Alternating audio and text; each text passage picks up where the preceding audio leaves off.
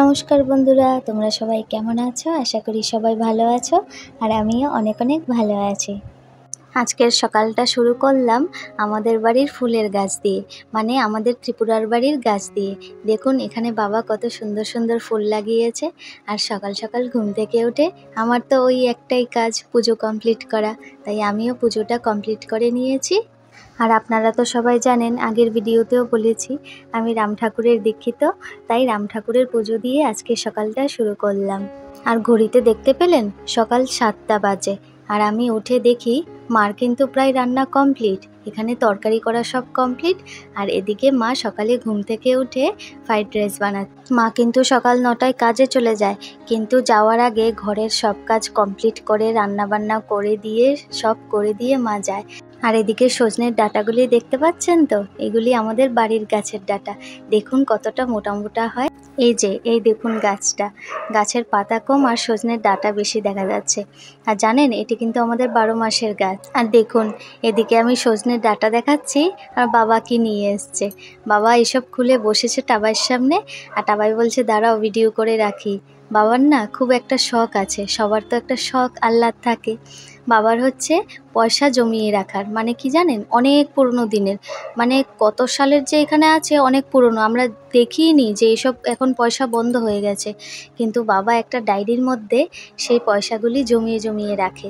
বলে এগুলি হচ্ছে স্মৃতি, এগুলি তো আর দেখা যাবে না।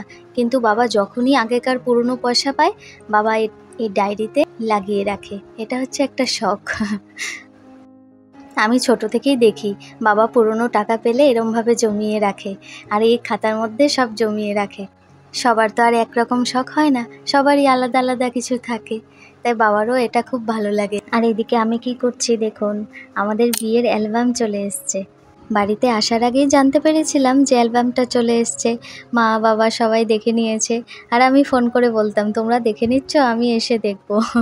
তাই বাড়ি গিয়ে তো আর কোনো কথা নেই, এতদিন ঘোরাঘুরি করলাম কিন্তু অ্যালবামটার কথাই মনে নেই যে আপনাদের সাথেও একটু শেয়ার করি। আমি তো বাড়িতে ঢুকেই আগে বলছি অ্যালবামটা কোথায়, দাও একটু দেখি। আপনাদের সামনে তো আর সবটা শেয়ার করলাম না, আরও অনেক ফটো আছে, অনেক ফটো অ্যালবামে, তো কিছু কিছু শেয়ার করলাম, দেখুন আমার সাথে আপনারাও। আর আমায় একজন কমেন্ট করেছিল যে দিদি তোমার লাভ স্টোরিটা জানাও, তো অবশ্যই একটা ভিডিওতে আমাদের লাভ স্টোরি নিয়ে কথা বলবো। আর এদিকে দুপুরে আর কোনো ভিডিও করা হয়নি, আর এখন দুপুর গড়িয়ে সন্ধে হয়ে গেল, আর আমরা চলে এসেছি ঘুরতে। কোথায় জানেন? আমার আরও একটা দাদু আর দিদার বাড়ি।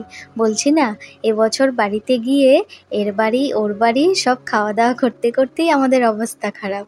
আর আমার এই দিদা কিন্তু আমার সব ভিডিও ফলো করে, আজকের ভিডিওটা ছাড়ার পরেও দিদা সবার প্রথম দেখে নেবে। আর জানেন দিদা নাত জামাইকে খাওয়াবে বলে এত কিছু আয়োজন করেছে, বাবারে বাবা। কিছুক্ষণ পরেই আপনারা সেই আয়োজনটা দেখতে পারবেন।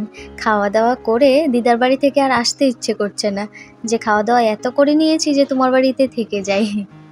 আর আমার মাকে দেখেছেন কেরম কাকার বাড়ি এসে বসে আছে পা গুটিয়ে।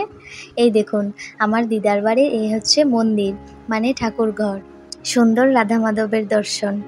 দেখুন আমরা গেছি রাতের বেলা, আর দিদা নাকি দুপুর থেকে রান্না করেই যাচ্ছে, আর আমি এদিকে বসে বলছি এত কি করছো নাত জামাইয়ের জন্য যে দুপুর থেকে রান্না শুধু করেই যাচ্ছ। আর দিদা বলছে না কোথায় আর কি করলাম, কিছুই করিনি। আপনারা একটু পরেই দেখতে পারবেন, কিছু যে করিনি সেটা দেখতে পারবেন। আর এই দেখুন এটা হচ্ছে আমার এই বাড়ির মামা আর মামি। জানেন তো এই মামা মামির বিয়ে কবে হয়েছিল? আমাদের বিয়ের কিছুদিন আগেই এই মামা মামির বিয়ে হয়েছিল। আমি একটা ভিডিওতে কিন্তু আপনাদের বলেছিলাম যে আমার মামারও বিয়ে হয়েছিল আমাদের বিয়ের কিছুদিন আগে। আর দেখুন এসেই আমরা ওই বিয়ের ভিডিও নিয়ে বসে পড়েছি, মামারও ভিডিও চলে এসছে। তা আমি গিয়ে বলছিলাম আমাদের অ্যালবামটা দেখে এসছি, এবারে তোমাদের বিয়ের ভিডিওটা দেখব। আর অবস্থা দেখুন, আমরা এদিকে ভিডিও দেখছি আর দিদা কি সুন্দর নাত জামাইয়ের জন্য সাজিয়ে গুজিয়ে, মানে এত রকমের পদ করে দিয়েছে। নাত জামাই দেখে তো বলছে বাবা আমি এত কিছু খাবো কি করে। দেখুন দাঁড়িয়ে আছে, বলছে আমার বসতেই তো ভয় লাগছে। সত্যিই তাই, জানেন তো কত কী যে রান্না করেছে। আর দিদা ওই দিন সত্যি সব নতুন নতুন আইটেম রান্না করেছিল, তার মধ্যে সয়া চাপ, চিলি পনির, আরও কত কী। আর টাবাই নিরামিষ খায় বলে দিদা তো সব নিরামিষ নতুন নতুন আইটেম করেছিল। সয়া চাপটা খেতে এত ভালো হয়েছিল না, আমি তো বলছিলাম দিদা তুমি কি সুন্দর বানিয়েছো, আমিও বাড়িতে গিয়ে বানাবো। কিন্তু দিদা কিন্তু দেখুন আমার থালায় কি দিয়েছে, শুধু নিরামিষ রান্না করেনি, আমি তো আমিষ খাই তাই আমার জন্য ওই চিকেন লেগ পিস, এটা তো থাকবেই, আমি ভালোবাসি চিকেন লেগ পিস। আর এদিকে দেখুন এই জিনিসটা আমি সবসময় করি, যখন খেতে পারি না বাবাকে ডেকে বলি বাবা আমার থেকে একটু খাও খাও, ছোট থেকেই আমি এরম করি জানেন। যখন কিছু নিয়ে খেতে পারি না সেটা মাকে কিন্তু দিই না, কারণ মা বকা দেয়, আর বাবাকে সেটা খাইয়ে দিই। এই অভ্যাসটা আমার এখনও রয়ে গেছে ছোট থেকে এই অভ্যাসটা। যাই হোক, আজকে আমাদের এই ভিডিওটি আপনাদের কেমন লাগলো আমার দিদার বাড়ির ব্লগ অবশ্যই জানাবেন। আর ভালো লাগলে কিন্তু লাইক, কমেন্ট আর সাবস্ক্রাইব করতে কিন্তু একদম ভুলবেন না।